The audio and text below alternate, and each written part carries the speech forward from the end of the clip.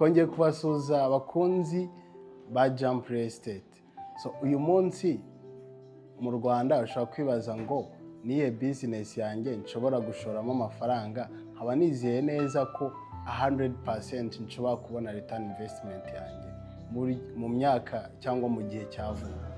So uyu munsi rero as a real estate agent twaje kubereka hano project dufite hano muri the best neighborhood iri hano muri Kigali mu Kiyovu. So ino project rero tugiye kubereka bafite space nini ariko bashyizemo unit nkeya kugira ngo umuntu uzaguramo property azabaguze just a house, azaba ataguze apartment. Nubwo yubatse mu buryo bwa apartment ako inzu nkuko mubibona muri video ni ngari bihagije. Dufite inzu z'ibyumba 2, 3, 4 kugira no kuri penthouse. So izi nzu rero ziri kuboneka ku biciro bigiye bitandukanye tubashyire hasi muri description. So ariko ni project iri very interesting tagomba kugucika.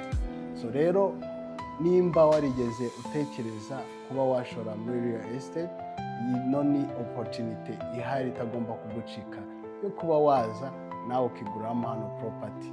Murakoze.